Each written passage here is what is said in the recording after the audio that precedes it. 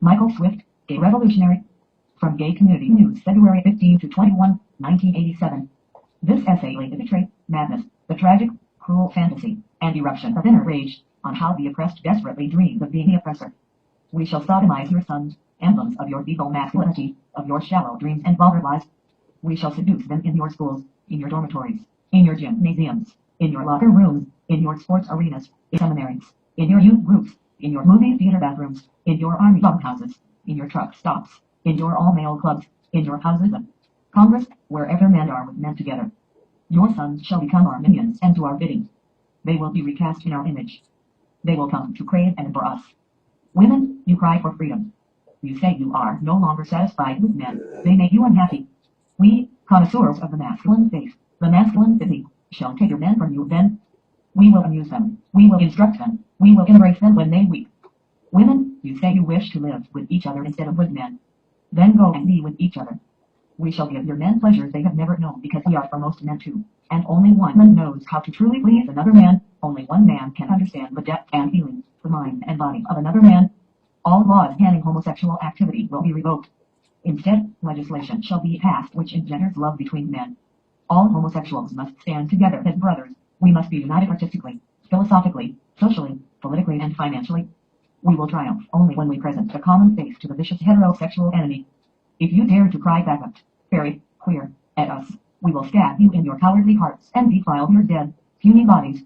We shall write poems of the love between men. We shall stage plays in which man openly caresses man. We shall make films about the love between heroic men which will replace the cheap, superficial, sentimental, insipid, juvenile, heterosexual infatuation presently dominating your cinema screens. We shall sculpt statues of beautiful young men, of bold athletes which will be placed in your parks, your squares, your plazas. The museums of the world will be filled only with paintings of graceful, naked lads. Our writers and artists will make love between men fashionable and de rigueur, and we will succeed because we are adept at setting styles. We will eliminate heterosexual liaisons through usage of the devices of wit and ridicule, devices which we are skilled in employing. We will unmask the powerful homosexuals who masquerade as heterosexuals. You will be shocked and frightened when you find that your presidents and their sons, your industrialists, your senators, your mayors, your generals, your athletes, your film stars, your television personalities, your civic leaders, your priests are not the safe, familiar, bourgeois, heterosexual figures you assumed them to be. We are everywhere. We have infiltrated your ranks. Be careful when you speak of homosexuals because we are always among you. We may be sitting across the desk from you. We may be sleeping in the same bed with you. There will be no compromises. We are not middle-class weaklings. Highly intelligent, we are natural aristocrats of the human race, and steely-minded aristocrats never settle for less. Those who oppose us will be exiled. We shall raise vast private armies, as Mishima did, to defeat you. We shall conquer the world because warriors inspired by and banded together by homosexual love and honor are invincible as were the ancient Greek soldiers. The family unit spawning ground of life, betrayal, mediocrity, hypocrisy and violence will be abolished. The family unit, which only dampens imagination and curbs free will, must be eliminated. Perfect boys will be conceived and grown in the genetic laboratory. They will be bonded together in communal setting, under the control and instruction of homosexual savants. All churches who condemn us will be closed. Our only gods are handsome young men. We adhere to a code of beauty, moral and aesthetic. All that is ugly and vulgar and vain will be annihilated.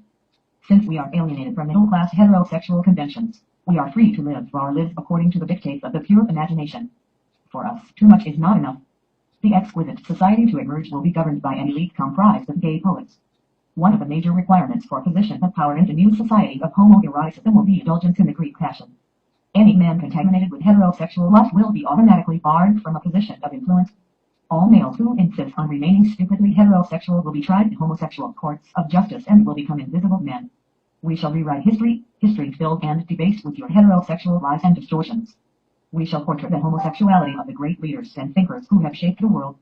We will demonstrate that homosexuality and intelligence and imagination are inextricably linked, and that homosexuality is a requirement for true nobility, true beauty in a man. We shall be victorious because we are fueled with the ferocious bitterness of the oppressed who have been forced to play seemingly bit parts in your dumb, heterosexual shows throughout the ages. We too are capable of firing guns and manning the barricades of the ultimate revolution. Tremble, hetero swine, when we appear before you without our masks.